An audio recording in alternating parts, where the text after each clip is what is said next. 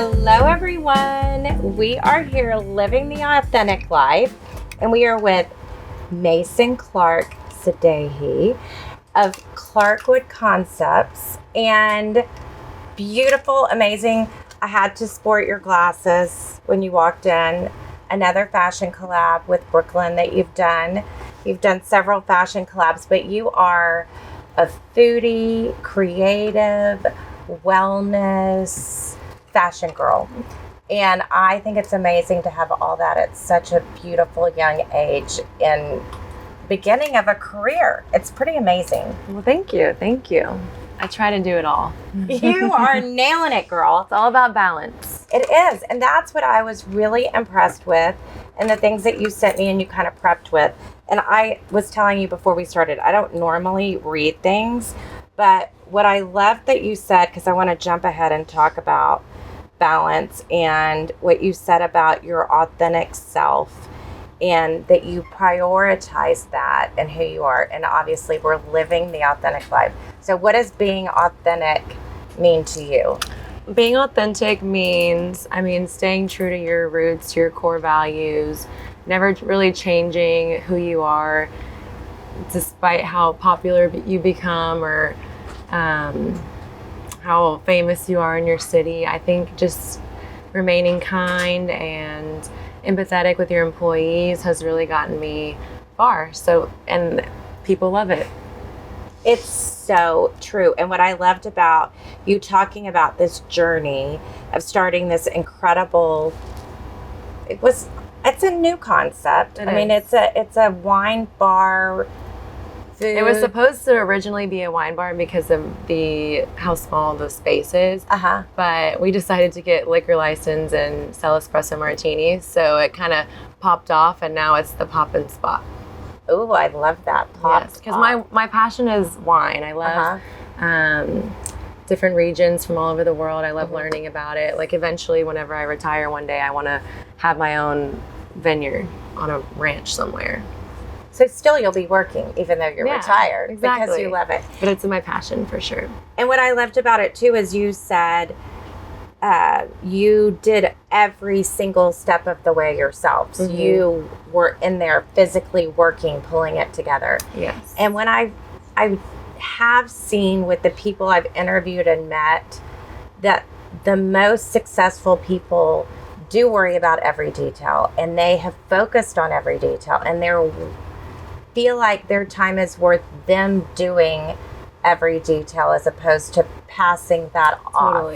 Like every role in the business. Oh yeah, totally. You kind of have to start and do everything yourself to really see how the operations work and keep it bootstrapped, because you start with this small budget and you I feel like people mess up whenever they put millions into a concept. Yes. And they just kind of let other people take over and do the design, do the training, kind of creating the DNA of the company when it's not even authentically them. And it could flop, it could fail, and you already put millions of dollars into it. Why not start small, do it yourself, and then work your way up, and people can see that when they walk in the doors. Well, I started at an advertising agency out of school and then went to work for my family business. And when my dad brought me on board, I said, what is our marketing and advertising budget? He's like, we don't have one. You have to find a way to get the word out. And that was before Instagram. So we were literally creating fax programs, getting people, you have to be creative. Well, now we have this amazing outlier moment in life that we have Instagram and we're able to share so much. And I know you have a great presence and you have real people that are connected with you following your story. Do you think that makes a difference too? I think it does. I think people see that on Instagram. They're like, oh my gosh, this Clarkwood lifestyle, I want to be a part of it. Like, I want to go there and I want to live this country club girl lifestyle like Mason's doing. And I think the cocktails speak for themselves as well. Me and my husband, we created the cocktails ourselves. We didn't hire anybody, like a I forget what they're called, like a mixologist. Yes. Somebody to come in and do all of that. We did them ourselves, and people can see that. And did you name them interesting things? We were at first, like they had, like I did on our first menu opening Clarkwood, I had unique names. Like I had Mason's Mayfair as one of the gin and tonics. I had, her name was Lola, which was one of my old dogs. And but as we kind of evolved, it was like everyone was kind of nosy and they're like, who's Mason? Who's Lola? And we just kind of had to change the menu. And now we just stick to the classics. We just have like the Clarkwood gin and tonic, the Paloma, the espresso martini, just very basic names, so it's pretty approachable for the guest. It seems like that when I'm out with girlfriends and we're all conscious of our weight, so we're either ordering tequila or we're ordering vodka or we're doing the espresso martini that does have calories. Does y'all's have the cream in it and the yummy stuff, or do you do we don't do the calorie? cream. We do the black coffee. So we do black coffee concentrate, a little bit of simple. We use our Mr. Black liqueur, which has no calories, really. Oh, interesting. No sweetness to it. So it's very, very healthy, I would say. Healthy, yes. It's a healthy It's a drink. digestif, or whatever you call it. Exactly. But you started, when I was in college, I actually was bussing tables at Mama's Pizza, and I was a pizza girl, and I could give my friends pizza, and then some of my friends would like bring home whatever they were doing for their business. But you kind of had humble beginnings that way too, right? Oh, yeah. You started like in the trenches I was doing behind the work. bar, taking tabs, pre-bussing the floor, taking it to the back, washing dishes, mopping the floor. I was doing it all. And then as we started to get a little more established, people started coming to us. They were seeing us on Instagram. We put ads out on Indeed. And then finally more qualified people started coming in, and it got a little easier. But yeah, I was in the trenches at the beginning. It was tough. Well, I remember a girl from my high school walking in, and I was on drill team and very prissy, bougie, I think we were saying earlier. Bougie. But and she's like, Danae Cangelosi is sweeping the floor at Mama's Pizza. And the cool thing was, because the way I was raised, I was like, proudly sweeping the floor of Clarkwood. I said, yeah, I am. I am. And I'm okay with it. Yeah. And it kind of defined me in the way that I looked at growing. So when we hire people in the showroom, we're asking them, are you open to vacuuming?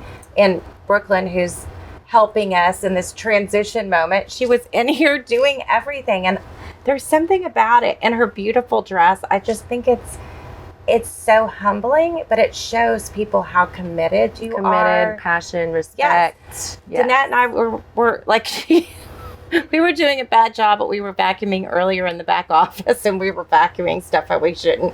But anyway, but then it's just part of the journey. But it shows. So what other things, like, tell us about, you have this indoor-outdoor concept. You're expanding. You're doing some other things. So you wanted to build this basic, but then it's become not basic. So how do you know when to start spending money in a business? Because that is dangerous, right? It is. So we've been established now for 2.5 years. The patio design, which we have, I don't know if y'all are familiar with the local designer Gin Design Group. I haven't met them yet. We reached out to her. She's done I guess a bunch of things around town. We reached out to her. We got a design a long time ago, and now we're just bringing it to life, just because we wanted to be secure with our finances. We wanted to have the money already into the bank account to put it back in, because we could have easily just borrowed, we could have easily just put some chairs and tables out there and a speaker and some lighting and called it a day. But we wanted to make it an experience out there. We wanted guests to not feel like they're stuck on a patio, like they're losing the experience on the inside. So we designed sort of a structure, like a greenhouse vibe, with the bar out there, so you don't have to go inside to get a drink. It's a little mini bar. It's like a 2-well.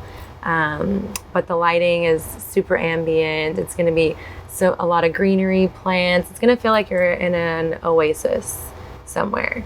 So it's not going to feel amazing, like you're just on a patio somewhere stuck between buildings in Houston. The permitting did take a long time with permitting in Houston, the city of Houston. Painful. It took about a year, I'm not going to lie. But Clarkwood is in a historical building. So the building itself was built in 1930, so we have to preserve everything on the exterior. Interior wise, you can do pretty much whatever, but you still have to get a lot of permission from the city. So that took a year. So now we're finally bringing it to life, and it should be hopefully open by patio weather. Yes. At the end of October, we're hoping. Patio weather. I know. We had a touch of it a few weeks ago. I know. And then Me and my girlfriend went and sat outside at Toulouse, and we're like, okay, it's a little too hot. We were delusional. We thought it was patio weather. But it's not really. Exactly. So are you more critical when you go to other restaurants because you know what to look for, or do you go to some places and you're like, wow, this is really well done, I need to take note? Clarkwood is so different from everything else because I am kind of critical when it comes to restaurants. Like I look at service and quality and quality of cocktails, because at Clarkwood we fresh squeeze everything. Like we don't use any syrups or any purees that you buy at the store. We do everything in-house. So that makes a huge difference. And when I go somewhere with like a watermelon, a hint of watermelon in it, it just tastes like pure sugar. Yes. I'm like, oh no. At Clarkwood, we have a spicy watermelon margarita. Oh, it's like so good. It has fresh squeezed watermelon, a hint of spicy tincture, and tequila. And it's so simple, but it's so refreshing and delicious. And I think that really people can tell about the quality of ingredients.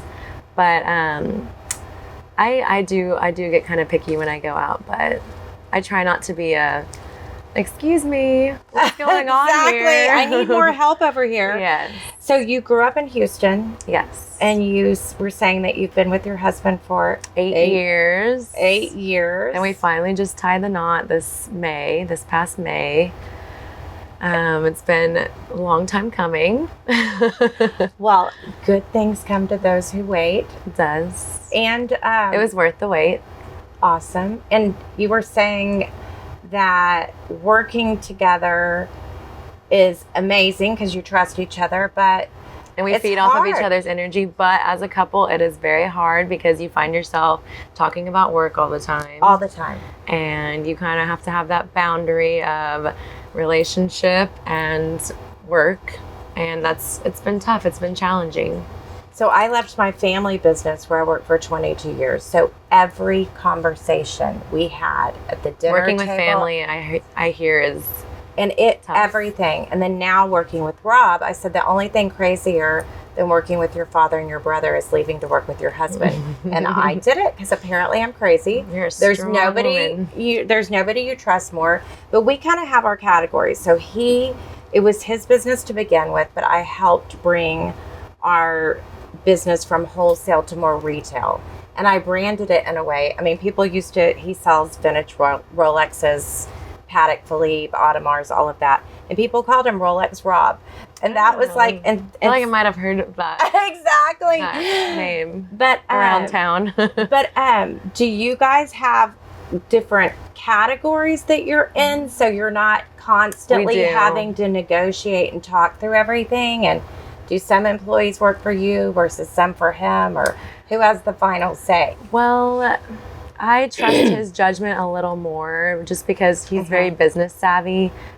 He's doing it for the numbers, for the success of the company, and I'm a little relatable to my staff members because I've been in their shoes for so long.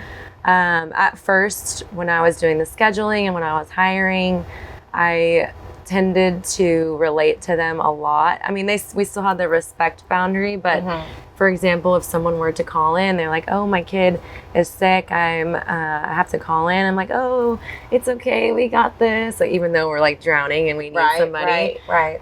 But we did hire a general manager, and his name is Jesus, and he has been such a blessing because he has like that. He was a teacher before, a high school teacher, so he has that like snappy, doesn't take anything from anyone kind of personality.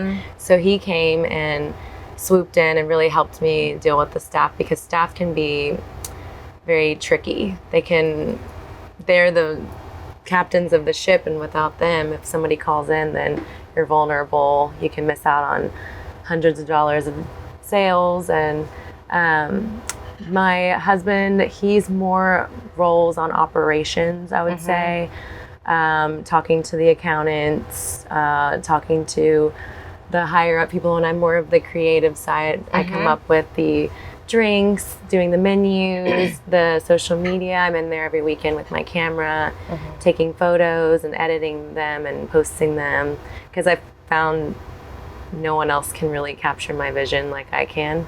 Yes, I mean, we've tried to outsource a lot of our marketing or work with different people, and you find this voice. Yeah. And that's why, and Danette and I've worked together for 5 years now, and she can complete my sentences, and that's important. It's rare to find. It's so rare. It feels more like a family, I think, when you work together that long, and then it's so important to bring other people in, and that's why we have like Brooklyn coming in and supporting us in a way that, because we trust her, and that's the other thing. Like, trust is a big deal. The product we have here, and with they're your voice to your clients. So it is hard to find people that have a similar voice, and respond to challenges in the way that you want them to. Because if you own a business, there are going to be challenges. Yeah, and if you can't be there all the time, they're going to be upset. Yes, it's just, and it might not be your fault, but it's something that you have to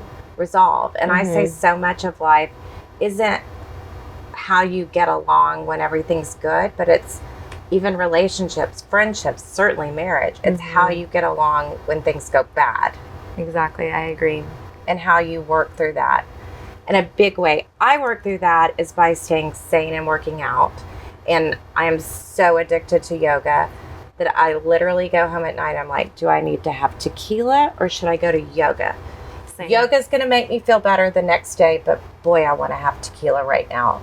But you're that way with Pilates. So tell us about your fitness journey, because I think it's important. Like, we can't succeed without that. You need that me time. You need to move your body. You need to keep your mind sane.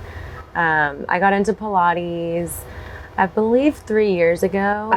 I forget who introduced it to me, but I was in the gym. I was doing yoga, and I was in the gym lifting weights, and I just was getting, my body style is like, my body frame is, if I lift weights, I get really bulky and big. And I forget who introduced it to me, but they're like, try Pilates. It tones you, and it lengthens your muscles, and it kind of like tones you in all those places that are good for women, you know? Yes. And I did a few classes, and I was like, oh my gosh, I already see a difference. Like, you're sore the next day. You see, like, you're triggering these little muscles that you didn't even know that you had, and the results are pretty instant.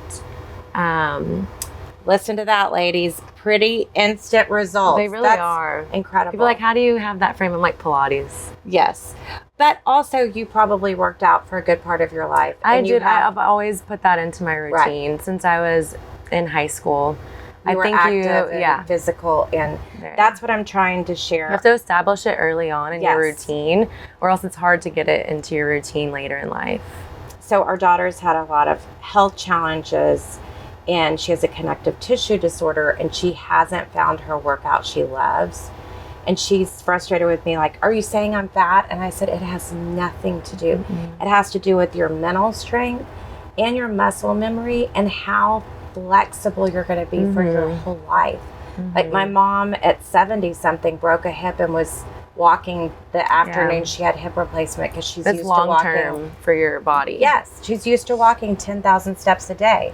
Even now that she's 40, Mom, right? You went backwards. But it is such a big part of it. So you're looking at also making this into not just a brand. Yes, a brand. So I'm talk super about interested that. in this. So since Clarkwood has had such a good turnout with our following and the brand of it all, I was like thinking, why not do a Pilates brand where I can kind of have the same vibe as Clarkwood, very minimal, but very elevated, like feeling like you're at a spa almost, but you're doing Pilates. More elevated, not so casual, like something that me and my girlfriends would want to go to. And I'm like, why not just capitalize on doing a Pilates brand? Start with one, and then maybe do a second one somewhere else in town, and then a third one, and just kind of do that kind of lifestyle. Because the bar scene is fun and it's challenging, but I also want to get into the wellness genre. And it seems like they're at opposite ends. They are, but they work together. They work together. Like a detox to retox. Ooh, I love that. And that is the most incredible part of working out, when you sweat and you feel like you're getting rid of toxins, and then you're clearing your head. So it gets rid of the cobwebs in your body and in your head. So it's pretty amazing. Totally. So you've also collaborated with some fashion brands. Let's talk fashion now too. I just had an event yesterday with one. Tell us. So I had a collaboration with Mahel Coronel. Okay. She has a pop-up in River Oaks District, right across from Tulu's right there.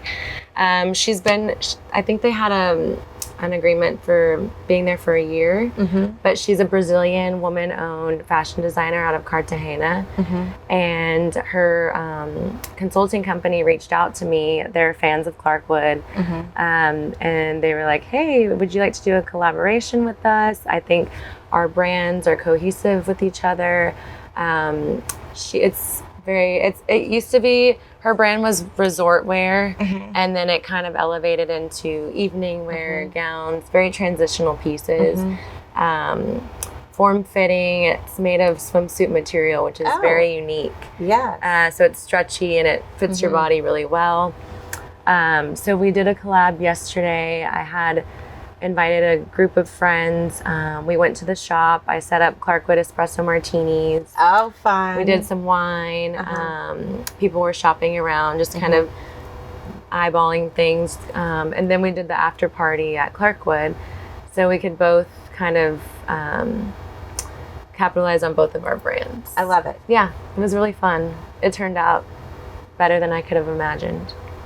It is so powerful to collaborate with other female-owned businesses. I agree. The photography, videography couple we work with, Doris, she's also like a team member of ours. They even flew to Monaco with us when we went for the Amelia Earhart's Patek Philippe that was auctioned off there last April. She's been to Fashion Week with me. And the other thing is, she loves makeup and hair too, so she'll also do those things, and we've become friends. But the working with people, they're not just doing what they do for us, but they're helping our brand grow, and they've connected me with other women. Dr. Kriti Mohan, we did videos together, and that's why I love podcasts, is I like bringing in other people, featuring their businesses, sharing their stories, empowering and illuminating other women that are in the trenches, because sometimes we feel so alone. And really, it's very if we come together for it, we've collaborated with the female-owned private jet company, Tavero Jet. We even got to ride on one of her jets to New Orleans one time. It's been amazing. And we've worked with Ben Berg.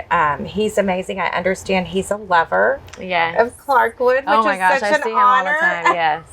And you guys are close. So I think that's helpful. I mean, there's certainly people in the jewelry industry that we consider our associates and that we work with a lot, and don't consider to be competitors, because there's a place for everyone.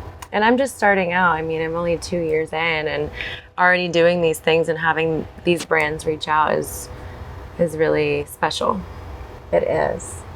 Well, tell us a little bit about your fashion brands, because, and I'll share, the way the Vintage Contessa came about was I completely was about high-low fashion. My father growing up did not believe in spending money on clothes. He invested in properties, and so the only thing I had, he had given me a Rolex watch when I graduated from high school even. That's a great gift from high school. It was a very generous gift. Yes. Meanwhile, I was shopping at a store called Wiener's, and I would tell my mom. My mom used to talk about that store. Oh my God, crazy. Like, is that like a JCPenney or like a Mervyn's or something? Oh, like a department Mervyn's store? Or like a TJ Maxx, or like, yes. So it was a department store. It was very moderate. And then he would go to Italy on buying trips, and he would buy my mom and I a Gucci bag at the duty free. So the Gucci bag became my everything. Prized possession. Most prized possession. So then when I started working for the family, I started going to Italy on buying trips, but it wasn't buying marble and granite that I was excited about. It was the duty-free things I could buy. Mm-hmm. Well, then I started buying for friends when I would go. And then I married my husband, and he was in the pre-owned industry. And he's like, why are you buying new? But back 15 years ago, there weren't that many pre-owned bags available. Yeah. The Real wasn't around. There are really, so many now, but there was nothing. It was really nothing. It wasn't a category. And so I literally became the Vintage Contessa out of a passion of accessories. And I would be wearing a Target dress, that I would have my Hermes belt and my Hermes shoes, and you evolve. So I tell people, like, I didn't even own my first Chanel bag till I was 37. Yeah. So I just got into bags recently, so I'm slowly but surely getting up there in my bougie ways. But it all starts with, I think my first designer bag was a Juicy. I don't even know if this is considered designer, but my dad got me a Juicy Couture bag when I was like 15 maybe, right. And I thought I was so cool. I thought I had it going on, and it's just Juicy Couture now. But then I got a Louis Vuitton bag whenever I think my first Louis Vuitton was when I was 25, and then started kind of growing my collection. I mean, my collection is small. I feel like you can make your own style, and with something that doesn't have to be designer, like. You can dress it up however you want. Well, when you walked in, I said, "Oh, are you wearing?" And I was like, "No." And you're like, "No, I'm Zara." not." I love Zara, and that's what Rob said. So when we were in Monaco and we sold the watch, Rob said, "I will buy you some pieces from Chanel." So we went shopping, and then we also then went immediately from Chanel to Zara. Yeah. Because I am open to mixing all of it. And you don't have to wear it all the time. It's not like you're going to find staple pieces at Zara. It's like a quick 1 or 2 time wear that you can mix up here and there. Exactly. And then you don't have an issue tossing it or just giving it away. Exactly. And that's what I like about it, because every time I buy something that's like junk, whatever, Zara or something cheap, I always take something out of my closet to give away as I put something in. But of course, if I'm gonna spend money on a staple piece, then that's gonna sit there. And like a good blazer, of course, like a good black blazer or a tan blazer, you want to spend a lot of money on that because you can wear that with anything in the fall. And for years to come. For years to come, exactly. And the styles might change a little, but the classics never change. Exactly. And then tell us about some of your jewelry pieces, because you do have some bling, girl. I do have 2 of these pieces are actually my friend. Her name is Andy, and these are her jewelry line. She does them locally. Beautiful. And they're gold plated.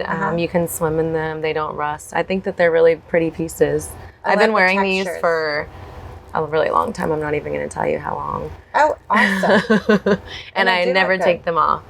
And then the Van Cleef, of course. And then this is a little permanent bracelet that I got at my friend's bachelorette party. It's just all about mixing and matching and seeing what looks good on you.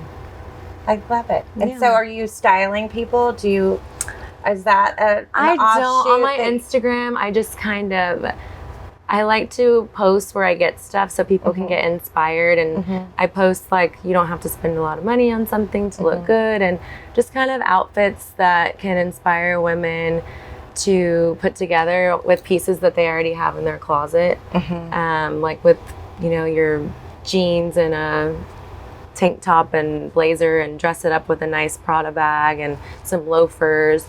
That's kind of my style on Instagram of what I'm going for and aiming for my audience to see. Just kind of everyday outfits or going out outfits mainly.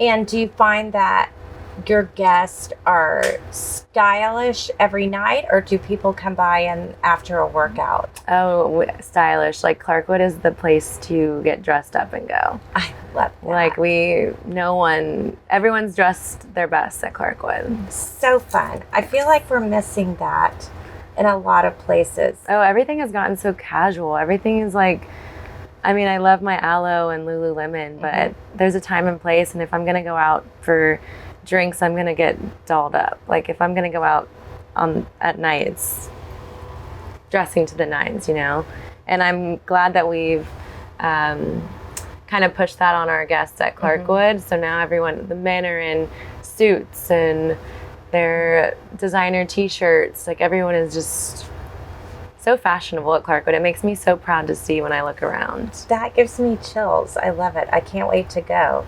So I just returned from the Forbes Women's Summit. I have this crazy story. I met the right hand to Moira Forbes in a taxi cab in San Tropez 3 years ago. Wow. And we somehow shared a charger while we were waiting for a taxi because we couldn't get Ubers. And then we put together, and now she's invited me as their guest, and it's been amazing. And I just came back, and so I'm planning an event with women, and the theme of this year's Forbes Women's Summit was leading the charge. Women don't have to wait till they're asked to do something. They can lead, and that you can make a ripple effect from where you stand right here. And even though you think that what you're doing might not matter, if you just bring other women forward, or you just scooch over and make a little more room at the table, there's so much that we could do. And it sounds like you're doing that with Clarkwood also, in the way that you're reaching out to the community. So many of my friends, even with like little things, they've like, even my friend Christian, for example, that you met yesterday, he texted me not too long ago. He's like, I just want to let you know that you push me to be my best version of myself every day, not even just in looks, but like as a human being, and being kind to people, and dressing my best, and working out every day or a few times a week. Yeah. And that just really made me happy. I'm glad that I can, and I think he's not the only one. I've had a few people tell me that I inspire them to be the best version of themselves, because we all started somewhere, and you can make the move whenever it's right. Well, and I feel like that's the detriment of social media, is young girls, with my daughter being 17 with her friends, they have this impression that everybody's happy and joyful. I know, that's the bad thing about social media, I hear these days. I don't really get sucked into that, but I know it really affects the young people. Yeah, that there's this image, oh, look, they're all together having fun, even though it might not be so perfect. So I've started doing that on my feed and my stories, is kind of just sharing that there can be bad days, or even in my posts, like, I mentioned my daughter's health struggle. I didn't really share it when we were in the middle of it, but now that we have identified what it is and we're finding ways to move through it, I've kind of shared that, and I have more conversations with other people that have children that are struggling, or they themselves are struggling. Yeah. And you want to be relatable to other stuff besides just all the glam and fun in life. Yes. But I do think that the people that are making the most impact are people that look at life, a lifestyle, as opposed to just sharing a product and making things transactional. And I remember when I started my account, people would say, you're not posting product that you're selling, you're just talking about your life. And I said, that's where I am right now. Yeah. And I think in time it really pays off. So I think people can learn a lot from the difference you've made so quickly, and the growth, and how many people have accepted you. Because it feels like Houston, someone told me, it's not a who's your daddy town. Like, you can come here. It's what you make of yourself. That you can build something. And if it's something people want, and sometimes they just want passion. My favorite quote is by a guy named Howard Thurman. And he said, don't ask what the world needs. Ask what makes you come alive, and go do it. Because what the world needs is more people who come alive. I love that. And it's so true. It's so what you're doing at Clarkwood, and what you will be doing with your Pilates studio. Do you have a location? I'm scouting locations. It's hard right now. And Houston, oh my gosh, people are quick to pounce on real estate that pops up. It's funny. Yes. But I'm actively looking, so. Oh, good. Yes. Awesome. I just want it to feel right. The reason Clarkwood is so unique is I think the location is hidden. You would never know it's there. It's kind of like if you know kind of location. I love that. It's not off Westheimer. It's not off Kirby. It's like tucked away behind the Whole Foods on Wall. Like it's very hidden, but I kind of want to do that same vibe with the Pilates. If it just feels like, if it has a good feeling to it, I don't want to just put it in a strip center somewhere. Like I want it to feel good. I want it to feel like it has that energy to it. And that's how I feel about Clarkwood also. Well, I'm going to read this last comment you made about energy because I thought it was so good. Well, I want to also say this. That you were talking about your success has been rooted in finding balance and staying true to your vision. Prioritizing self-care, whether through daily workouts, spending time outdoors, or simply taking time for myself has been essential. Without that balance, it's easy to lose focus and burn out. And I've done a lot of research on purpose, and I've found that if you are clear on your purpose, and I found that everyone I talk to that is clear on their purpose, there's still struggles, but every decision you make is easier. That's very true. And every crossroad you come to, you're able to pass through it because you know where you're going and you know who you want to come with you. That is very true.